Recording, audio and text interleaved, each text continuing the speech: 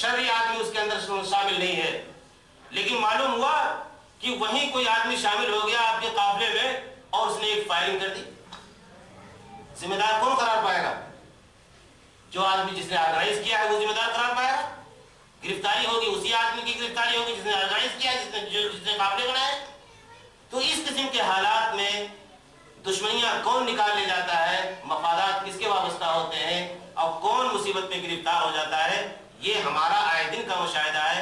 اگر اس زمینی حقیقت پر ہم غور کریں تو بات بالکل سمجھ میں آتی ہے کہ انہی کوفہ کے لوگوں نے حضرت حسین رضی اللہ تعالیٰ عنہ کو شہید کیا جو ان کو بلانے کے میں سب سے زیادہ پیش تھا۔ اس کا ثبوت حضرت عبداللہ بن عمر رضی اللہ تعالیٰ عنہ سے دوران حج کوفہ کے رہنے والے ایک شخص نے مسئلہ پوچھا، یہ بتائیے کہ اگر مچھر کا خون لگ جائے کپڑے پر تو کپڑا پاک رہتا ہے یا ناپاک رہتا ہے؟ انہوں نے چٹکی لیتے ہوئے یہ بات کہی کہ ان کو دیکھو نواسۂ رسول کو پورا شہید کر دیا اور مچھر کا مسئلہ فالو کر رہے ہیں۔ تو یہ بات خود اس بات کی طرف اشارہ کر رہی ہے کہ صحابہ کرام اس زمانے میں یہ احساس رکھتے تھے کہ اس کے ذمہ دار یہ لوگ ہیں، یزید اتنا ذمہ دار نہیں ہے جتنا ذمہ دار کوفے کے لوگ۔ تو یہ تاریخی حقائق پڑھنے کے ہیں، اور اگر آپ پڑھیں کسی نتیجے تک پہنچ سکیں بہتر بات ہے، لیکن اتنا کنفیوژن ہے تاریخی روایات میں کہ آپ کسی صحیح نتیجے تک تاریخی روایات کی بنیاد پر نہیں پہنچ سکتے۔ لیکن یہ گڑبڑ تاریخ کیا ہمارے اسلامی عقیدے کو متزلزل کر سکتی ہے؟ صحابہ کرام کی جو عظمت ہے اس عظمت کو کھرچ سکتی ہے؟ جھوٹی سچی روایات سے کیا ہم اسلام کی بنیادوں کو کھوکھلی کر دیں؟ تو یہ تصور اپنے دل و دماغ سے بالکل نکال دیجئے کہ محرم کی 10ویں تاریخ کا کوئی تعلق دینی نقطہ نظر سے حضرت حسین رضی اللہ تعالیٰ عنہ کی شہادت سے، بلکہ اللہ کے نبی صلی اللہ علیہ وسلم زمانے جاہلیت ہی سے یہ سلسلہ چلا رہا تھا کہ آپ، حضرت عائشہ رضی اللہ تعالیٰ عنہ کی ایک حدیث ہے کہ آپ 10ویں محرم کا روزہ رکھتے تھے اور زمانے جاہلیت کے لوگ روزہ رکھتے آ رہے تھے، بلکہ آپ نے 3 روزے فرض قرار دیے تھے محرم کے۔ اور 10ویں محرم کا روزہ جاہلیت کے لوگ کیوں رکھتے تھے؟ ان کے یہاں ایک دستور چلا رہا تھا کہ 10ویں تاریخ کو وہ کعبہ کا غلاف بدلا کرتے تھے، نیا غلاف چڑھاتے تھے، وہ ان کے یہاں پورا ایک سلسلہ تھا۔ ہو سکتا ہے دین ابراہیمی سے یہ چیز بقایات میں سے ہو اور وہاں سے یہ سلسلہ موجود ہے۔ جب اللہ کے نبی صلی اللہ علیہ وسلم مدینہ منورہ تشریف لائے اور رمضان کے روزے فرض ہوئے تو وہاں آپ نے دیکھا کہ یہود بھی 10 محرم کا روزہ رکھتے ہیں، تو آپ نے ان سے پوچھا کہ بھائی تم کیوں روزہ رکھتے ہو؟ انہوں نے جواب دیا کہ اسی دن حضرت موسیٰ علیہ السلام کو اور قوم بنی اسرائیل کو اللہ تعالیٰ نے فرعون اور فرعونیوں کے ظلم سے نجات دی تھی، شکرانے کے طور پر انہوں نے روزہ رکھا تھا، ہم بھی روزہ رکھتے ہیں۔ تو اللہ کے نبی صلی اللہ علیہ وسلم نے فرمایا کہ ہم موسیٰ علیہ السلام کے اس شکرانے کی ادا کرنے میں تم سے زیادہ ان کی اتباع کے مستحق ہیں، چنانچہ آپ نے فرمایا کہ ہم بھی روزہ رکھتے ہیں۔ لیکن آپ کو جب اس بات کا احساس ہوا کہ ملت اسلامیہ کہیں مشابہت نہ پیدا ہو جائے قوم یہود سے، تو آپ نے فرمایا کہ اگر میں آئندہ سال زندہ رہا تو 9ویں تاریخ کا بھی روزہ رکھوں گا۔ 11ویں تاریخ کے سلسلے کی روایات کمزور ہیں سند کے اعتبار سے، تو محدثین نے زیادہ رجحان جو ظاہر کیا ہے وہ یہ کہ 9 تاریخ کا اور 10 تاریخ کا 2 دنوں کا روزہ رکھا جائے، تو اس سے اللہ کے نبی صلی اللہ علیہ وسلم کی سنت بھی ادا ہو جائے گی اور مشابہت سے بھی ہم اپنے آپ کو بچا لیں گے۔ ویسے اللہ کے نبی صلی اللہ علیہ وسلم نے پورے مہینے کے تعلق سے جو بات بیان فرمائی وہ بھی آپ سن لیجئے کہ افضل الصیام بعد رمضان شہر اللہ المحرم، صحیح مسلم کی روایت ہے یہ کہ رمضان شریف کے بعد نفلی روزے جتنے رکھے جاتے ہیں ان میں سب سے زیادہ افضل نفلی روزے محرم کے نفلی روزے ہیں۔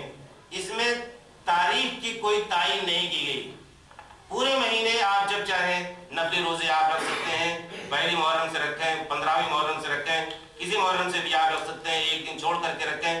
مسلسل روزہ رکھنا، نفلی روزہ رکھنا تو اس سے اللہ کے نبی نے منع فرمایا ہے، بلکہ آپ نے آخری جو اجازت دی وہ یہ کہ اگر کوئی بہت زیادہ نفلی روزہ رکھنا چاہتا ہے تو صوم داؤد رکھے۔ صوم داؤد، حضرت داؤد علیہ السلام روزہ رکھتے تھے کس طرح سے کہ آج روزہ رکھ لیا، کل نہیں رکھا، پرسوں رکھ لیا، پھر ترسوں نہیں رکھا، یعنی ایک دن گیپ کر کے نفلی روزہ رکھتے تھے۔ تو اس طرح سے بکثرت محرم کے مہینے میں روزہ رکھنے کا حکم اللہ کے نبی صلی اللہ علیہ وسلم نے دیا ہے۔ حضرت ابو قتادہ رضی اللہ عنہ کہتے ہیں کہ نبی اکرم صلی اللہ علیہ وسلم سے یوم عاشورہ کے روزے کے سلسلے میں سوال کیا گیا. عاشورہ کہتے ہیں محرم کی 10ویں تاریخ. سوال کیا گیا تو آپ نے فرمایا یکفر السنۃ الماضیہ، کہ اس دن روزہ رکھنے کا ثواب اتنا زیادہ ہے کہ جو شخص روزہ رکھتا ہے اس کے پچھلے 1 سال کے صغیرہ گناہ، چھوٹے گناہ معاف کر دیے جاتے ہیں. تو یہ اللہ کے نبی صلی اللہ علیہ وسلم کی یہ 2-3 احادیث ہیں جن میں اس مفہوم کی حدیث ہے تو اور بھی ہیں، لیکن سب کا خلاصہ یہ ہے کہ ماہ محرم کی اللہ کے نبی صلی اللہ علیہ وسلم نے فضیلت بیان فرمائی ہے کہ پورے مہینے کوئی شخص اگر روزہ رکھنا چاہے صوم داؤد کے انداز میں تو رکھ سکتا ہے. بطور خاص عاشورہ کے روزے کی آپ نے فضیلت بیان فرمائی اور یہ فرمایا کہ چونکہ اس سے 1 دن روزہ رکھنے سے مشابہت ہوتی ہے قوم یہود کی، اس بنا پر ایک مسلمان 9ویں تاریخ کا اور 10ویں تاریخ کا 2 دنوں کا روزہ رکھے. ایک بات اس سلسلے میں اور عرض کر دوں کہ بہت سارے مسلمان اس کو شاعر اللہ میں سمجھ لیتے ہیں. شاعر اللہ کہتے ہیں خدا پرستی کی علامت، کسی چیز سے کسی چیز کی نسبت کر دی جائے تو اس چیز کو مقدس سمجھ لیا جاتا ہے. ڈاکٹر طاہر القادری ایک مرتبہ تقریر کر رہے تھے ٹی وی پر، سن رہا تھا ٹی وی پر، وہ اسی محرم کے مسئلے پر، تو تعزیہ کے سلسلے میں انہوں نے جو بات کہی کہ حضرت حسین رضی اللہ تعالیٰ عنہ کے روضے کی وہ نقل ہے اور روضہ جس طرح سے ان کی قبر جس طرح سے محترم ہے اسی طرح سے تعزیہ بھی محترم. یہ جو استدلال ہے، یہ جو منطق ہے، اس سے ساری بت پرستی جو ہے وہ عین خدا پرستی قرار پا جائے گی. قرآن مجید میں آپ 2 واقعے میں نقل کروں گا آپ سے، اس سے آپ دلائل کو سمجھ سکتے ہیں کہ سامری نے حضرت موسیٰ علیہ السلام کے طور پر چلے جانے کے بعد جب قوم کے زیورات کو اکٹھا کر کے بچڑا بنایا اور یہ کہا کہ ھذا الہکم و الہ موسیٰ، یہ تمہارا معبود ہے اور موسیٰ کا معبود بھی ہے. معبود کا نام دیا اس بچڑے کو، مقدس ہو جانا چاہیے اس کو، لیکن موسیٰ علیہ السلام نے آ کر کے سب کچھ ختم کر دیا، جلا دیا اس کو اور اس کو سخت سزا دی. اسی طرح سے اللہ کے نبی صلی اللہ علیہ وسلم کے زمانے میں کچھ لوگوں نے مسجد زرار تعمیر کی، سورہ توبہ میں اس کا تذکرہ آتا ہے. پوری مسجد بنائی، نماز شروع ہو گئی.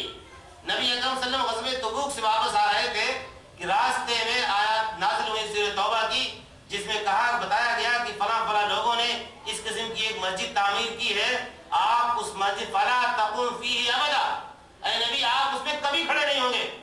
آپ نے اس کو اٹھا دیا کر مسجد بنی، لیکن اسلام کے خلاف سازش کرنے کے لیے بنی. وہ خدا پرستی کی علامت نہیں تھی بلکہ خدا پرستوں کے درمیان انتشار پیدا کرنے کی تحریک تھی. اللہ کے نبی صلی اللہ علیہ وسلم نے اسے ڈھا دیا اپنے ہاتھوں ڈھا. تو کوئی بھی چیز جو منسوب کر دی جائے خدا پرستی کی طرف، وہ چیز خدا پرستی نہیں ہو سکتی، نہ خدا پرستی کی علامت ہو سکتی ہے. اور اس قسم کے دلائل اور اس قسم کی منطقی چیزیں دے کر کے جو مسلمانوں کے دل کے اندر تقدس پیدا کیا جاتا ہے اہل سنت کے یہاں، جو عام طور سے ہم لوگ دیکھتے ہیں لوگ سبیلے لگا لیتے ہیں، ہمارے وہاں پر کوٹ پہ پانی پلایا جا رہا ہے. کیوں بھائی؟ اگر حضرت حسین کی محبت ہے تو جیسا کہ تم جھوٹی روایت بیان کرتے ہو کہ وہ پیاسے شہید ہو گئے تو تم خوب پانی پیتے ہو، شربت پیتے ہو، یہ کون سی محبت ہے؟ تو یہ عجیب و غریب محبت. بلکہ ایک موضوع روایت اور آئی ہے اور اس کا اثر نہ معلوم کیسے ہمارے سماج پر ہو گیا کہ عاشورہ کے روز خوب اہل و عیال پر وسعت کے ساتھ کھلاؤ پلاؤ تو پورے سال اللہ تعالیٰ فراخی رکھے گا اور خوب وسعت رکھے گا کھانے پینے میں. یہ روایت گڑی ہوئی ہے، موضوع ہے. اور بعض بگڑے ہوئے سنیوں نے اس روایت کو گڑھ کر کے محرم والوں کا مقابلہ کرنے کی کوشش کی ہے کہ وہ ماتم مناتے ہیں تم کھاؤ پیو. ہمارے یہاں نہ ریئیکشن ہے نہ ایکشن ہے اسلام کے خلاف، نہ ہم رد عمل کا شکار ہوتے ہیں اور نہ ہم کسی پر زیادتی کرتے ہیں. بلکہ اسلام میں قرآن و حدیث میں جو چیزیں موجود ہیں صرف وہ اسلام ہے اور اسی کو ہم سمجھنا چاہتے ہیں، اسی پر عمل کرنا چاہتے ہیں. یہی اہل سنت والجماعت کا امتیاز ہے. اللہ تعالیٰ سے دعا ہے کہ وہ ہمیں اسلام کو صحیح طور پر سمجھنے اور اس پر عمل کرنے کی توفیق عطا فرمائے. الحمد للہ رب العالمین.